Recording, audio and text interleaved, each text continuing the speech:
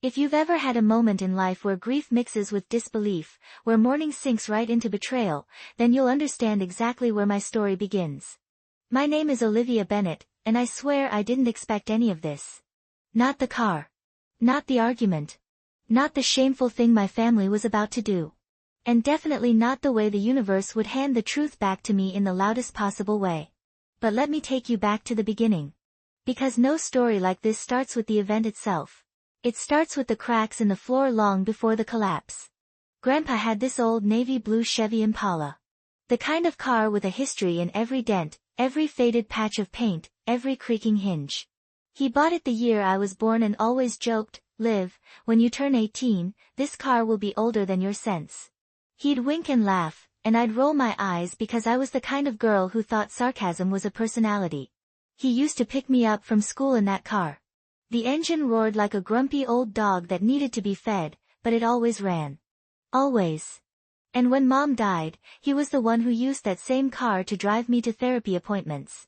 He'd sit in the passenger seat afterward, eating a peppermint from his pocket and pretending not to watch me cry in the rearview mirror. That car wasn't chrome and steel. It was a memory. It was safe. It was him. So when Grandpa passed away, his Impala became the one tangible thing that felt like him still lingering in the world. The smell of the upholstery. The rust on the bumper. The way the seatbelt stuck sometimes. It was like walking into one last hug he left behind. What I didn't know then, what I'd learn later, was that Grandpa had already transferred the car title into my name months before he died. He did it quietly, like he did everything. Softly, without bragging, without making it about fairness or inheritance. He just said, "Liv, promise me you'll keep her running," handing me a peppermint afterward like it was a secret handshake instead of a legal responsibility. But at the time, I didn't know why he handed me that folded paper and said, "Keep this safe." I had no idea it was the car title. I had no idea what mattered so much. I only knew one thing, his handwriting on the envelope felt like a heartbeat. But after he passed, the rest of the family didn't feel that way. Especially my cousins, Alex and Brooke. They were the kind of people who could turn grief into currency if you left them alone long enough. The kind of people who looked at a funeral as a financial inconvenience more than anything else. The kind who asked, "So what happens to his stuff now?" while I was still clearing my throat to speak at the service. Grandpa's house wasn't worth much. He lived simply. He didn't have a fortune. What he did have were things that meant something: tools, old record players, photo albums, the Impala. And because my cousins couldn't cash out sentiment, they moved straight to the only asset in his life that still had resale value, the car. I didn't know this immediately. I wish I had. I wish I had paid closer attention. Because the night before the betrayal, we all gathered at Grandpa's place to go through his belongings. The sky outside was gray and heavy, and the house felt hollow, like it had exhaled for the last time. I stood quietly in his living room, touching the arm of his favorite recliner, smelling the faint scent of peppermint and Old Spice still lingering in the air. My cousins were rummaging through drawers with the enthusiasm of treasure hunters. At one point, my cousin Brooke picked up Grandpa's toolbox. "This is worth something," she said, shaking it lightly. I clenched my jaw. That toolbox had been Grandpa's pride. Every single wrench inside carried 30 years of grease, stories, and repairs. "Put that down," I said gently. "Please." She rolled her eyes. "Relax, Liv. We're just seeing what's here. Seeing what's here." As if the house was a yard sale. I thought I was imagining things. Grief can play tricks, after all. It can make everything feel too sharp, too loud, too unfair. But the next day proved it wasn't my imagination at all. I got a call from an unknown number at around noon. I answered, because grief makes you jump at every ring, hoping it's someone offering comfort, someone saying they understand. Instead, a voice said, "Hi, is this Olivia Bennett?" "Yes." "Who's calling?" "This is Donald from Subway Auto Sales. You left your grandfather's car with us earlier." The Impala. A cold rush shot through my body. Excuse me. What did you say?" "Just calling to let you know we processed the purchase. It's already been paid for. We just need to confirm the pickup instructions." "I didn't leave the car anywhere," I said, my voice trembling. "Oh, well, someone did. A young man and woman said they were family." They signed off on a transfer for a quick sale. We gave them $700 cash for it. $700. For Grandpa's car. A car that was worth 10 times that, sentimentally, historically, mechanically. I whispered, who signed it? A pause. Then the man said casually, a girl named Brooke. And I think the guy's name was Alex. My cousins. They sold Grandpa's car. Without asking. Without telling me. Without any hesitation.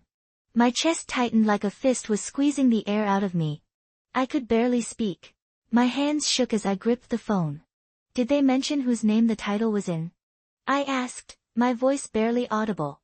Title, he echoed. No title. They said they didn't have it on them. We processed it as scrap sale. They said the paperwork was lost. Lost. They lied. They sold something they didn't even own. Something that wasn't theirs. Something Grandpa had entrusted to me. That's when I remembered the folded envelope he'd given me. The one I had tucked into a file box under my bed. I ran to my room and tore through old papers until I found it. My hands shook as I opened it, and there it was, the car title. Signed. My name written clearly on the line, new owner, Olivia Bennett. The floor seemed to tilt. My heart sank. My breath hitched. They hadn't just betrayed me. They had stolen from Grandpa's memory. I dialed Brooke's number instantly. She didn't even pretend to be innocent. Oh God, you heard, she said with a fake sigh. We were going to split the money later. My voice broke. You sold Grandpa's car. She snorted. Liv, it wasn't even running half the time. And honestly, you're too emotional to deal with stuff like that. We thought we'd spare you the burden. The burden. Memory was a burden to her. Love was a burden. Grief was a burden. I whispered, the title is in my name. Silence. Then a shaky breath. No, it's not. Yes, I whispered. It is. My cousin cursed under her breath. Then Alex grabbed the phone. You're bluffing, he spat. Grandpa would have never given that car to you. That was supposed to be ours. Ours. As if they had any claim to the parts of him they never bothered to love. I ended the call. I didn't yell. I didn't threaten. I didn't cry. Not yet. But something inside me shifted. I wasn't going to let this go. Not quietly. Not kindly. Not this time. Because this wasn't just about a car. It was about respect. It was about memory. And it was about the public humiliation they had coming, the kind they earned all by themselves. And I was going to let the truth expose them in the loudest, most undeniable way possible. I didn't sleep that night. Not even for a minute. I kept hearing Grandpa's voice in my head, the soft rustle of peppermint wrappers in his pocket, the way he used to hum old country songs under his breath when he drove. Every memory felt sharp and alive, standing in painful contrast to what my cousins had done. I sat on my bedroom floor with the car title in my lap, running my thumb across Grandpa's shaky signature. His handwriting always dipped a little at the end, like the letter itself was taking a deep breath. When I reached the line with my own name, the reality hit me again. Grandpa had trusted me. Not them. Me. And they had taken advantage of that trust like it was a door to kick open. By sunrise, I had decided two things. I wasn't going to let them hide what they did. I wasn't going to handle this privately. Public humiliation wasn't something I planned with malice or spite. It was something that built itself naturally. Because sometimes, when someone is bold enough to disrespect you in daylight, the only thing that reaches them is the daylight version of the truth. At around 9 in the morning, I drove straight to Subway Auto Sales. My hands were shaking on the steering wheel, but my mind felt strangely clear. The shop was a squat building off an old service road, with faded banners reading "We buy all cars and cash today." Inside, a man wearing grease-stained overalls was drinking from a massive coffee mug. "Morning," he said, not looking up. "Need an estimate?" "No," I replied. "I'm here about the Impala sold yesterday." He looked up sharply. "Oh. You must be the granddaughter." I nodded stiffly. He set the mug down. "Listen. I didn't know anything was wrong. They said they were handling the estate. I just took their word. They didn't have the title," I said softly. He grimaced. "Yeah. That was weird. But they said it was being mailed." I took the title out of my bag and placed it on the counter. His eyes widened. That's in your name. Yes, I said quietly. I didn't know they sold it. I didn't give permission. And I didn't authorize a transfer. He ran a hand through his hair. Look, I don't want trouble. They sold it for scrap value. We haven't touched it yet, it's still parked out back. Technically, without a title, the sale isn't legally binding. My chest loosened slightly. Can I get it back? Absolutely, he said. As long as you can prove identity, it's yours. I handed him my driver's license, and he photocopied everything. After a few minutes, he looked up and sighed. Do you want your cousins refunded?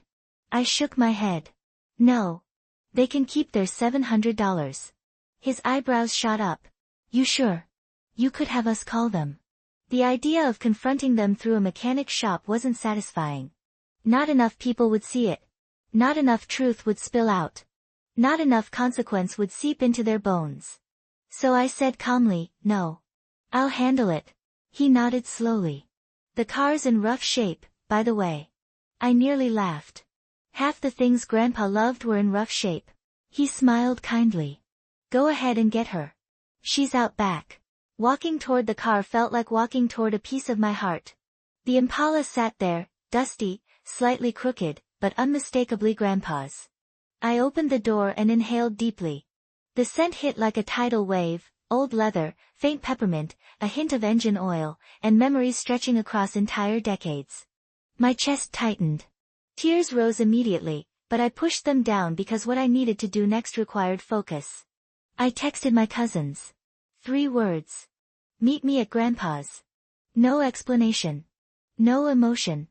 Because people like them couldn't resist. Curiosity, not when they feared they were losing control. They replied within minutes. Alex, we're busy. Brooke, what do you want now? Alex, if this is about the car, let it go. Brooke, isn't grief messing up your head enough? I didn't answer. Instead, I drove the Impala straight to Grandpa's driveway. I parked it right in the middle. Where everyone in the neighborhood could see it. Neighbors peeked through curtains. Mr. Harris across the street paused his lawn mowing. Mrs. Patel, who always brought Grandpa samosas during the holidays, stepped onto her porch with narrowed eyes. Everyone loved Grandpa. Everyone knew his car. Everyone knew who should have had it. My cousins pulled up 20 minutes later in Brooke's silver SUV. They marched toward me like offended royalty. Brooke's voice thundered first. What the hell is this? Alex pointed at the Impala. Why is that here? We sold it. I crossed my arms. No. You tried to sell it. Without the title. The sale was void. Brooke froze. Void? I lifted the title in the air. Because this is in my name. The neighbors were watching now. A few more had stepped outside. Some whispered. Some folded their arms.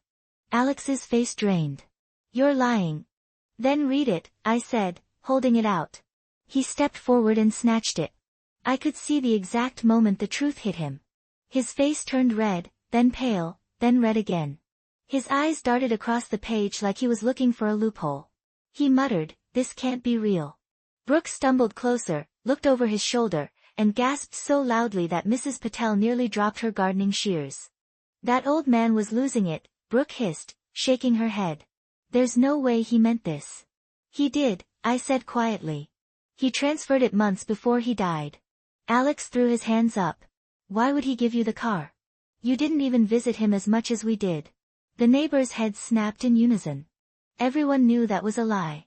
I took one slow step forward, my voice tearful but steady. I visited him every week. I drove him to appointments. I fixed meals. I sat with him when he couldn't sleep. You two came only when you wanted something. Brooke glared. You're acting like some saint. My voice broke. No. I'm acting like someone who loved him. A low murmur passed. Through the neighbors. Alex scoffed loudly. You're pathetic. Crying won't change the fact that we sold the car. We needed the money. Then keep the money, I said softly. They both blinked. What?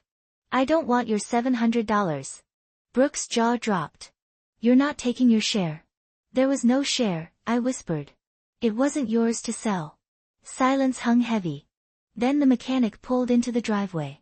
He stepped out of his truck and called loudly, Hey! Just wanted to confirm the lady with the title is the legal owner. Everything's updated. Every neighbor heard it. Alex's face twisted. You brought him here? No, I said softly. He came because he wanted to make sure nothing happened again. Brooke nearly choked. Happened again? The mechanic crossed his arms. You two tried to sell stolen property. That's a felony. The color drained completely from their faces. The neighbors gasped. Mr. Harris muttered something like, ungrateful kids. Mrs. Patel shook her head like she was watching a scandal unfold. Alex stammered. We didn't know, we thought, we didn't mean, Brooke whispered, we're going to look terrible, I said quietly, you did this to yourselves. Then I stepped aside, letting the neighborhood see the full picture. 2 cousins who lied. 2 cousins who stole. 2 cousins who got caught publicly. And the granddaughter who loved grandpa enough to protect what mattered. Not with violence. Not with threats. But with truth. Loud, undeniable truth. And I hadn't humiliated them privately. I humiliated them in the same place grandpa had lived, loved, and built his life. Right in his driveway. Where he would have wanted them held accountable. My cousins looked like statues, rigid, pale, and silently panicking. The mechanic's words hung in the air like a storm cloud ready to burst. You two tried to sell stolen property. That's a felony. The neighbors weren't even pretending not to stare anymore. Mrs. Patel came a few steps closer with her arms crossed. Mr. Harris turned off his lawn mower and leaned on the handle like it was a front row seat. Even the neighborhood kids on bikes slowed down, pretending to tie their shoelaces so they could eavesdrop. Alex swallowed hard. We didn't know. We didn't know the title was, not in our name. The mechanic stared at him like he was watching the birth of a new idiot species. Doesn't matter. You sold something without proof of ownership. That's illegal whether you knew or not. Brooke's voice trembled. We didn't mean harm, you meant cash, I said softly. Her mouth snapped shut. The truth was finally entering her system like cold air filling a vacuum. She wasn't trembling because she felt guilty, she was trembling because she realized people were watching.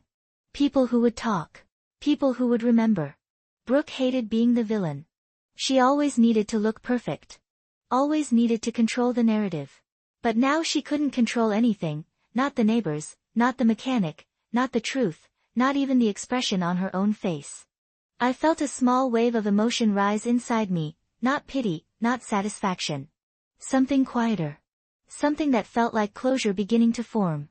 Alex finally snapped out of his shock enough to glare at me. Why didn't you tell us about the title? Why didn't you say anything when we mentioned selling the car? I laughed once, a sad, breathy sound. You didn't mention selling the car. You didn't ask me. You didn't ask anyone. You just did it. Brooke's face twisted. Because we thought it made sense. You're always so emotional, Olivia. You wouldn't know what to do with a car like this. A quiet gasp rippled through the neighborhood. Mrs. Patel took a step forward. That car meant everything to her grandfather. She was with him every week. Where were you? Brooke's mouth opened but no words came out. Mr. Harris shook his head. Shameful. She was there for him more in 1 month than the 2 of you in 10 years. Alex clenched his fists. This is unfair. You're making us look like monsters. My voice stayed steady. You did that yourselves. He blinked, stunned by the calmness of it. But I meant every word. I wasn't screaming. I wasn't shaking. I wasn't acting superior. I was simply stating facts that could no longer be twisted into anything else. The mechanic stepped closer and gestured toward the Impala. Listen, kids. You sold it for scrap price without a title. If she wanted to, she could call the police. Brooke's lip quivered. The police? Yes, I said, letting the weight of the word settle between us. The police. Alex cursed under his breath. Olivia, come on. We're family. You wouldn't do that, wouldn't I? I asked softly. A few neighbors murmured. Brooke whispered in a trembling voice, we're sorry, okay? We made a mistake. I tilted my head. Are you sorry for what you did, or sorry you got caught right here in front of everyone? Her silence was the only answer I needed. A car turned into the driveway. My aunt stepped out. Perfect timing. She walked up, confused at first, then froze when she saw the Impala. I thought you sold this car, she said to Alex and Brooke, frowning. Brooke's face turned white. Alex stuttered. We did. No, I said. You tried. But you didn't have the title. My aunt blinked, processing. Wait, who had the title? I lifted it. Me. Her eyebrows shot up. Since when? Since Grandpa signed it over to me months ago. My aunt stared at me, then at the title, then at my cousins. And just like that, I watched the realization wash over her face. Her children had done something ugly, something selfish, something disgraceful, and the entire neighborhood was seeing it. She whispered sharply, "You two sold a car that wasn't yours?" Alex's voice cracked. "We thought." "No," she snapped. "You do not think. You act. Without permission, without respect, without decency." The humiliation deepened. Alex's lip twitched. Brooke was on the verge of tears. My aunt turned to me with guilt in her eyes. "Olivia. I am so sorry." My throat tightened. I didn't want her apology, but I understood it. She wasn't apologizing because she instantly saw everything clearly. She was apologizing because the truth had thrown itself into the open with no room for denial. I nodded slowly. "I know." She continued, "They should have asked. They should have told you. They shouldn't have touched anything without making sure." Her voice cracked. She wasn't just scolding them, she was watching the image of her perfect kids crumble in front of the neighbors she'd always tried to impress. Brooke whispered, "Mom, please don't do this here." Her mother shot her a look that could freeze lava. "This is exactly where I should do this." The mechanic cleared his throat gently. "I should go. The car legally belongs to Olivia. If anything happens, I've documented everything." He tipped his head at me respectfully, then left. Silence settled again. My aunt took a slow breath. "You two will apologize properly right now." Alex stared at the ground, jaw clenched. Brooke looked at me, eyes red. Voice trembling. "We're sorry, Liv. We really are. We messed up." I nodded once. "Thank you."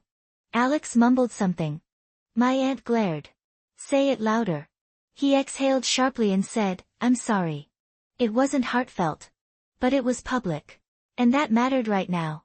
Then my aunt did something unexpected. She placed a hand on my shoulder. "Your grandfather adored you," she said. "And I see now he had good reason." My chest tightened painfully, and tears gathered behind my eyes again. I nodded, not trusting my voice. Brooke wiped her face, mascara smudging. "Can't we just fix this privately? This is humiliating." A cold, sharp pang of truth ran through me. "You humiliated yourselves," I said softly. "I didn't have to do anything. The truth handled it." Alex clicked his tongue. "Now what? Are you going to flaunt the car in front of us?" I shook my head. "No. I'm going to take care of it like he asked me to. That's all." He scoffed and turned away, unable to hold his own shame. But shame isn't something you can escape by walking away. It follows you. My aunt whispered, "Please, Olivia. Don't involve the police." "I won't," I said quietly. "Grandpa wouldn't want that." Something in her face softened with gratitude. "But Brooke." She wasn't done. She crossed her arms tightly. "So what now? You win. Is that what you wanted?" I looked her straight in the eyes. This wasn't about winning. It was about respect. Brooke swallowed hard and looked down. The neighborhood stayed silent. The moment was complete. The humiliation had landed exactly where it needed to. After the confrontation in Grandpa's driveway, the entire neighborhood seemed to vibrate with whispers. I didn't start the whispers. I didn't push the story. I didn't fan the flames. I didn't need to. When the truth lands in public, it grows its own wings. What my cousins didn't understand was this: some consequences are quiet, but some echo. And what they did was the kind that echoed. I stood there beside Grandpa's Impala, feeling the weight of everything settle into my bones. Not anger. Not triumph. Something else. Something bittersweet. A kind of justice that didn't feel sharp or violent, it felt honest. Like breathing clean air after being stuck in a stuffy room. My aunt was still stunned, pacing the gravel with her hands pressed against her forehead. She kept glancing at the neighbors, knowing full well how fast news travels. Every movement she made carried the kind of embarrassment people try to hide behind forced calmness. She turned to Alex and Brooke. Get in the car. Now. But, Brooke started. Now. Her voice cracked like a whip. They hesitated, then dragged themselves toward the SUV with all the energy of wilted plants. Before they got in, my aunt approached me again. Her face had softened, a mixture of guilt, exhaustion, and something that could almost pass for understanding. I should have been more involved, she said quietly. I didn't know they were going to do something like this. I believed her. Not because she was perfect, but because her shock was genuine. It's done now, I said softly. I'm not trying to ruin them. She nodded slowly. But they ruined themselves. She wasn't wrong. She squeezed my arm lightly and whispered, your grandfather would be proud of you. The sentence hit harder than any insult or lie that came before it. I swallowed the emotion rising in my throat and gave a small nod. That was all I could manage without crying again. My aunt walked back to her kids. As the SUV drove off, the neighbors slowly returned to their own lives, one by one. Except for Mrs. Patel. She approached me gently, wiping a bit of flour from her hands like she'd come straight from her kitchen. Your grandfather was a good man, she said. He loved that car. He talked about you every time he drove by. Tears filled my eyes instantly. I know. I'm glad it's back with you, she said. Then she pressed something into my hand, a foil-wrapped samosa. Eat something. You look like you need it. I laughed through my tears. Thank you, Mrs. P. She smiled warmly. You're strong, Olivia. Don't let them tell you otherwise. When she walked away, I finally slid into the driver's seat of the Impala. I sat there for a long time, hands on the wheel, forehead resting against it, breathing in the old familiar scent of memory. And then, because grief is strange and heavy, I started to cry. Really cry. Not because of the confrontation, not because of the embarrassment I watched unfold, but because Grandpa wasn't there to see the truth restored. There's something heartbreaking about protecting someone's memory alone. When I finally drove home. The engine rumbled like a tired beast, but it worked, like it always had. I parked in my driveway, took a deep breath, and wiped my face. I posted nothing on social media. I didn't tell friends. I didn't want praise or pity. But humiliation? That had just begun for them. 3 days later Brooke showed up at my door without warning. I hesitated before opening it, but when I did, she looked nothing like the confident, polished cousin I'd known all my life. Her mascara was smudged, her hair pulled into a messy bun, eyes red like she hadn't slept properly since the day in the driveway. She tried to speak but choked on her first word. Can I come in? I stepped aside silently. She stood in my living room with her arms wrapped tightly around herself, like she needed to hold all the pieces together before they fell apart. People won't stop talking, she whispered. Mrs. Patel told her niece. Her niece told people at the salon. The Harris kids told their school friends. Everyone in the neighborhood knows. I didn't respond. She swallowed hard. It's humiliating. I nodded. I know. You didn't have to do that, she said. My voice stayed soft. Brooke, I didn't do anything. You did. She looked away, eyes filling again. We thought, and there it was. The same sentence that started everything. We thought, I cut her off softly. You didn't think. You assumed. You acted. And when you were caught, you blamed grief, me, the mechanic, everyone except yourselves. Her voice cracked. I know. There was a long pause. Then she confessed something that surprised me. I was jealous, she whispered. Of how close you were to Grandpa. Of how much he trusted you. He never talked to me like that. He called you first for everything. My heart clenched painfully. Brooke, he loved you too. She shook her head. Not like he loved you. He loved us differently, I said softly. But love wasn't the problem, respect was. That hit her. Hard. She sank onto the couch and covered her face. I didn't realize how ugly we were acting until I saw the neighbors' faces. I closed my eyes for a moment. That was the humiliation, realization in the mirror that everyone else could see the truth before you did. Brooke whispered brokenly, I'm sorry, Liv.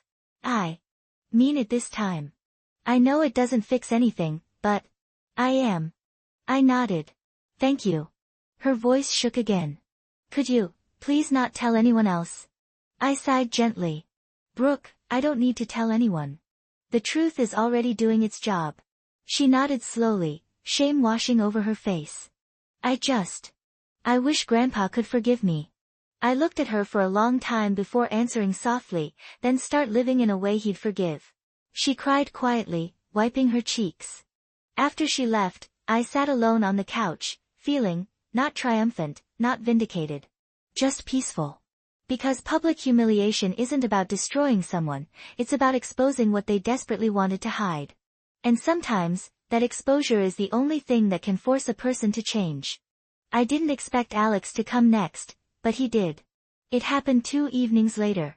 The sun was low, casting a gold-orange wash across my driveway, making Grandpa's Impala look almost heavenly under the light. I was sitting on the front step sipping tea when a car slowed, then stopped. Alex stepped out. He looked worse than Brooke, exhausted, tense, like someone whose pride had been pulled apart thread by thread. He didn't walk with his usual swagger. He didn't have that careless confidence he used to wear like cologne. Instead, he walked toward me the way someone walks toward a mirror they've avoided too long. "Hey," he said softly. "Hi," I replied, keeping my tone gentle but neutral. He stopped a few feet away, hands shoved awkwardly in his pockets. Can I sit?" I nodded toward the step beside me. "Go ahead." He lowered himself slowly, exhaling like he'd been carrying something heavy. For a moment, he didn't speak. The silence between us wasn't hostile, it was reflective, like two people sitting at the edge of a river, watching their own lives move past. Then he said, barely above a whisper, "I screwed up." I kept my eyes on the driveway. "Yeah. You did." He nodded, accepting it without argument. "I thought," he paused, searching for the right words. "I thought Grandpa never really saw me. Not the real me. Not who I wanted him to see." I looked at him for the first time. His eyes were tired. Honest. Vulnerable in a way I had never seen. "You know," he continued, voice cracking, "every time I visited him, which wasn't often, I know, he talked about you. About how you drove him places. How you listened to him. How you laughed at his dumb jokes. How you were patient when he wasn't feeling well." My breath caught. He swallowed hard. I got jealous. I kept thinking, why her? Why always her? And when he died, he shook his head. I felt like I lost my chance to ever, I don't know, prove something to him. My heart tightened. "Alex, you didn't need to prove anything to him." He looked down. "Yeah, well, I didn't believe that." Silence settled again, but it wasn't uncomfortable. It felt necessary. Then he said, "When Brooke told me we should sell the car, I didn't even think. I just went with it. I thought, maybe it would feel like we made a decision for once. Like we were important." I closed my eyes briefly. That cracked something in me, not forgiveness, but understanding. A window opening. A small breeze of truth. He continued, voice shaking, "But the second I saw that title, In Your Name, signed by him, it hit me. He trusted you. For real. Not because you're emotional or soft or whatever. But because you showed up. Every time." The tears finally rose. I tried to blink them back, but they spilled over anyway. Alex noticed and looked away politely, giving me dignity in a moment I wasn't expecting to be emotional. Then he said something I will never forget. "Liv. I'm sorry. Not because people saw what we did. But because we did it. Because I hurt you. And I hurt him too, in a way I can't take back." More tears slipped down my cheeks. This time they weren't angry tears or grief tears. They were tears of release. "Thank you," I whispered. He nodded slowly. "I don't expect forgiveness.